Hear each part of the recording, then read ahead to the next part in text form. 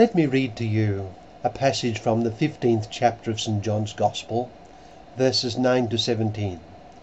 It's the Gospel for the feast of the Apostle Matthias on May the 14th. St John writes, Jesus said to his disciples, "As the Father loves me, so I also love you. Remain in my love. If you keep my commandments, you will remain in my love, just as I have kept my Father's commandments and remain in his love. I have told you this so that my joy might be in you, and your joy might be complete. This is my commandment: love one another as I love you. No one has greater love than this, to lay down one's life for one's friends. You are my friends if you do what I command you. I no longer call you slaves, because a slave does not know what his master is doing.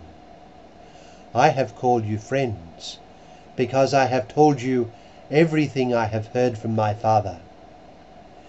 It was not you who chose me, but I who chose you, and appointed you to go and bear fruit that will remain, so that whatever you ask the Father in my name, he may give you.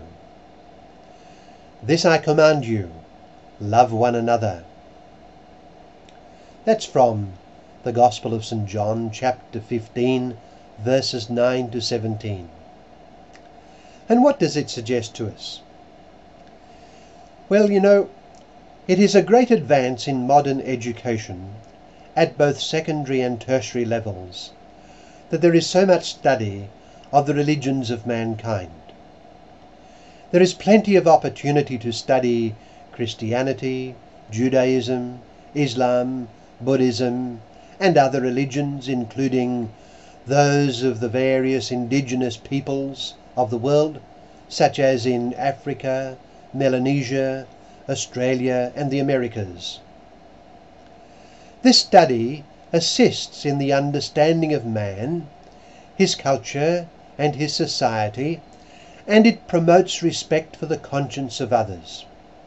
It also helps to appreciate the voice of mankind, that there is an absolute giving high meaning to life and calling man to worship. Because of the range of conflicting positions among religions, there is a danger too that needs to be recognized by both the student and the educator. It is that of gradually and silently assuming that in religion there is no absolutely objective truth, nor is there objective error. Religious truth is simply, one can come to assume, whatever each person happens to be convinced of. And so, one religion is as good as another in terms of its truth and its saving effectiveness. The philosophical unsoundness of this ought be clear, but we are speaking here of assumptions, and assumptions can be hidden from view. On the other hand, for the Christian, a knowledge of other religions can help to throw into strong relief the distinctive character of Christ, of his teaching, and of the divine religion he revealed. Well now, I invite you to notice what I think is a very distinctive feature of Christianity, evident in our gospel passage today. While Buddha, Muhammad, Zoroaster, and other great founders continue to have their many disciples down through the centuries to our own day, as far as I am aware, their adherents do not regard themselves as having been personally chosen by the unseen founder himself to follow him and to be personally loved by him day by day in an intimate friendship with him. But that is exactly what happens in the Christian religion. What Christ says to his disciples in our gospel text today, the Church has always understood to apply to each of Christ's faithful from age to age everywhere. Let us listen to Christ's words, knowing that they are directed to each of us who are his disciples and members of the church which he founded on the apostles. He says, "As the Father loves me, so I also love you.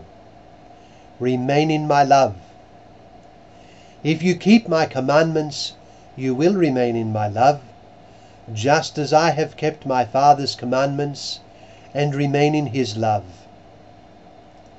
So, the Christian is not just an adherent to the doctrine and the commandments of Christ, even though this is essential if he is to be Christ's disciple and friend.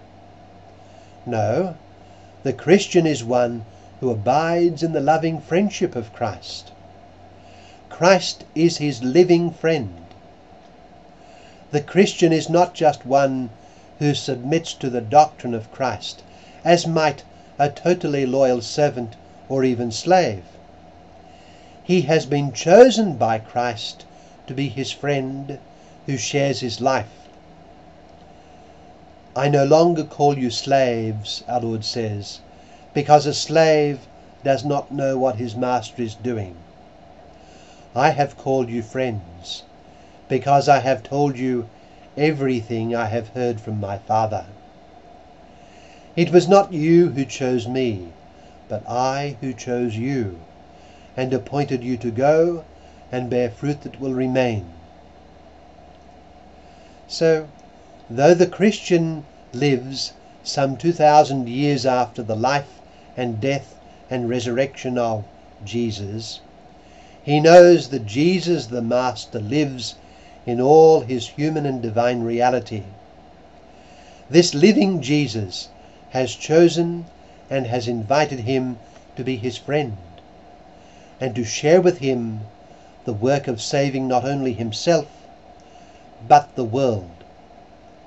Just as the disciples to whom our Lord spoke the words of our gospel today were chosen by him to be his friends, and to enter with him into the work he had been given to do, so the Christian now and in every age knows that the living Jesus has likewise chosen him and continues to choose him.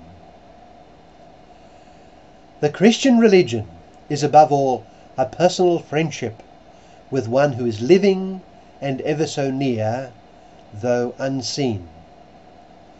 The founder and sustainer of the Christian religion is himself the object of that religion. He does not just point to God, as did Zoroaster, Mahomet, Buddha, however they conceived and imagined him. No, he himself is God. He is the way to the Father, the truth about God, and the life of God. He has chosen us at our baptism to be his personal friend. Let us then live out our lives in a way worthy of and consistent with this marvellous friendship.